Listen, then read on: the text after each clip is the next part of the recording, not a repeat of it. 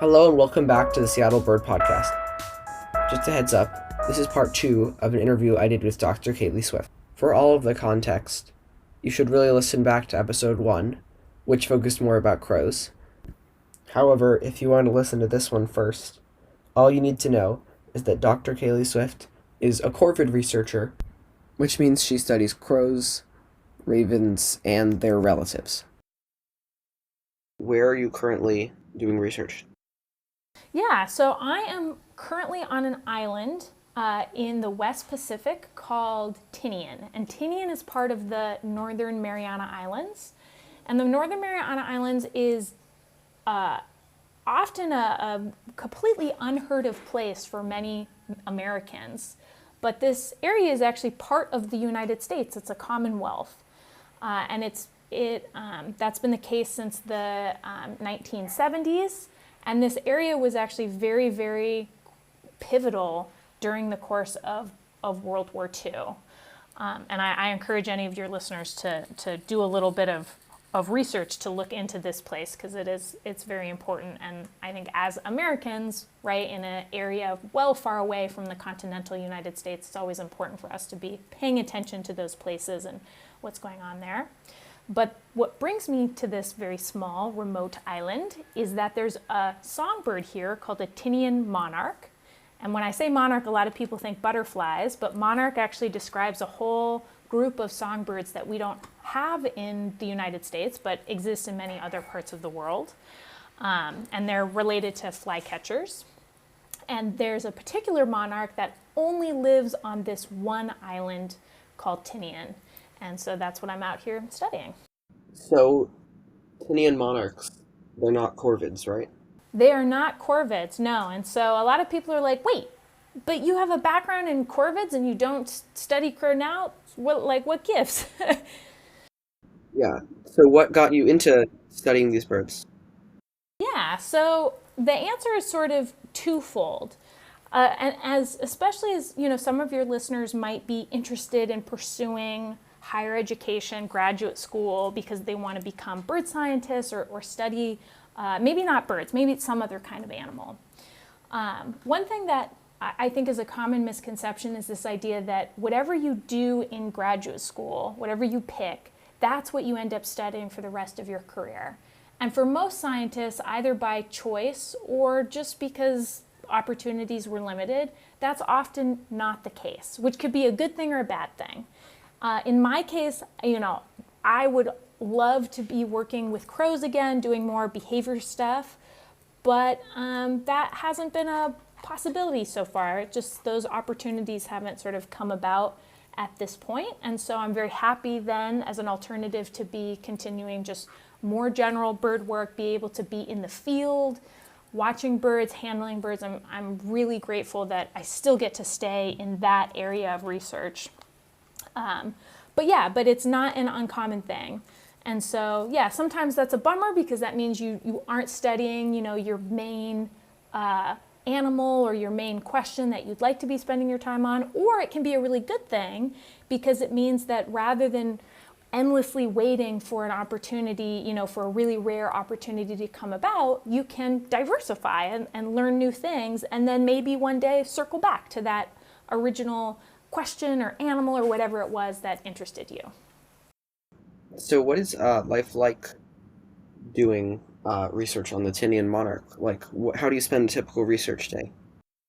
Right now, the main thing that we're focused on is looking at territory size for these birds.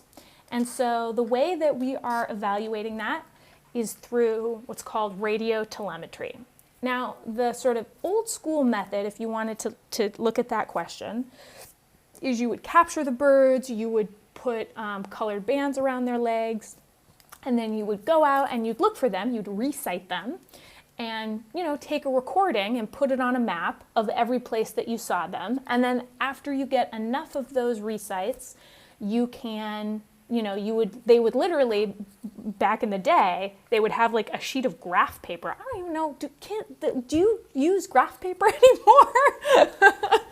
Yeah, I mean, I personally love graph paper, but Great. Okay. yeah. Okay. So you can imagine then they would have like a piece of graph paper and they would draw by hand each point, and then they would just connect the outer perimeter and be like, okay, that's where the bird lives.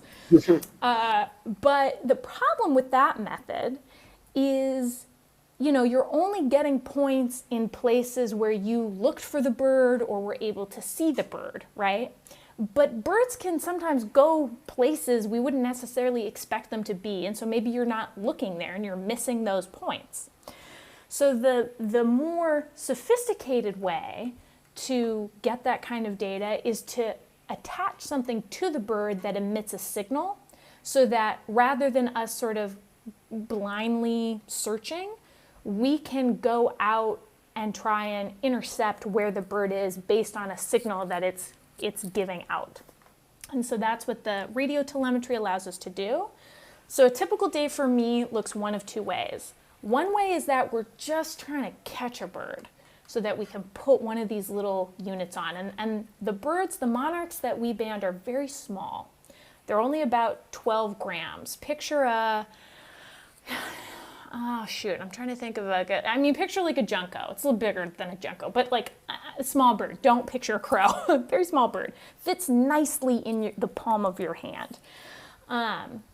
And so the units we put on them are about the size of a Tic Tac, and we just glue them to the tail feathers. And the reason we do that is these units, they're so small, they have very limited battery lives. So we don't want a bird to have to carry this around needlessly the rest of their lives. They only need to carry them around for a couple weeks. But we also don't want to have to recapture the bird to try and get it off. So by gluing it to the tail feathers, that means eventually it will naturally shed those feathers, drop that tag, and then it doesn't have to deal with it. But we are, as a rule, if you're attaching something like that to a bird, you can only attach something that is less than 3% of a bird's overall body weight. And that's something that's really specifically regulated, because we obviously wouldn't want to put something so big on a bird that it hinders its ability to fly or move around normally. And so, a typical day might just be that we have identified an area or a particular territorial bird that we want to try and catch. And we just spend the whole day trying to outsmart this little bird and putting up these big nets that they kind of look like volleyball nets. They're called mist nets, and they're made of really fine nylon or polyester mesh. And the idea is you have to clear vegetation on either side, but once the net is fully extended, because that material is so fine, it kind of just blends into the background. You can't really see it anymore. And unlike a volleyball net that's taut, right? The net is taut in every direction. If you used that to try and catch a bird, then what would happen is it would hit the net and there'd be so much tension that it would just bounce right out and fly away. So what mist nets do is they're tiered, where there's a line and then netting, and then a line and netting. And the netting between each of those lines is really slack. Kind of makes this like pocket that droops down, so that when the bird hits it, there's room for it to fly into the net. Suddenly it's like, uh-oh, I'm stopped. They stop flying and then they fall, and that pocket kind of gently catches them and they get tangled in the netting. And then we go and we take them out, and then we can process the bird. And sometimes that whole, sometimes we just like, boom, we put it up in exactly the right spot. We do a little playback, maybe a territorial male call, something like that. Maybe like a begging call from a juvenile. It depends on the type of bird, if we're trying to catch a male or a female. And just like, we do that territorial playback, and that male is just like, oh, what is that? Get out of here. Get into my territory. And he just flies right into the net. And you're just like, yeah, oh my gosh, that's so easy. But a lot of the times he comes in and he stops just short of the net, and he perches right above it, and he looks down at it, and then your goose is cooked. And you gotta move it, you gotta try all over again. So it's a lot of just being crouched in wet bushes, sitting on the ground for hours at a time, desperately hoping that this bird will fly into this net, and just getting progressively more frustrated and sad when it doesn't, and then when it does, then you do a big happy dance. Or alternatively, if we already have a telemetry unit on a bird or on a few birds, then what we're doing is we're going out and just chasing them around the jungle. So we have this big antenna, this big metal antenna that we have to carry around, and it's linked to our receiver, which we sort of carry like a purse on our hip a bit. And we're just hearing like beep, beep, and you're waiting for those beeps to get louder, and that means you're getting closer. It's kind of like playing a game of hot or cold, actually.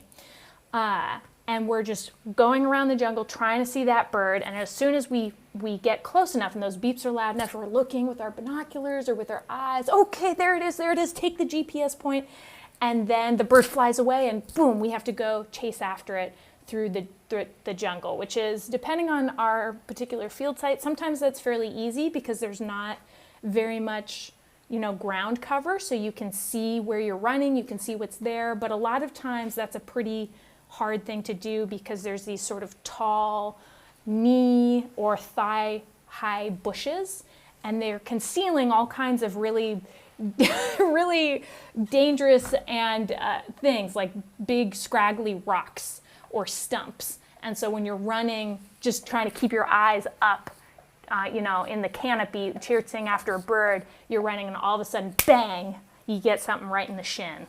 And I've got all kinds of new scars and stuff on my legs from chasing these birds around. But it's extremely thrilling. It can be very frustrating, but it's also, very, very thrilling. And at the end of the day, you're like, yes, we got all these new points. We followed this bird into an area we didn't think it went, so we have a better sense of its territory, and it's very rewarding.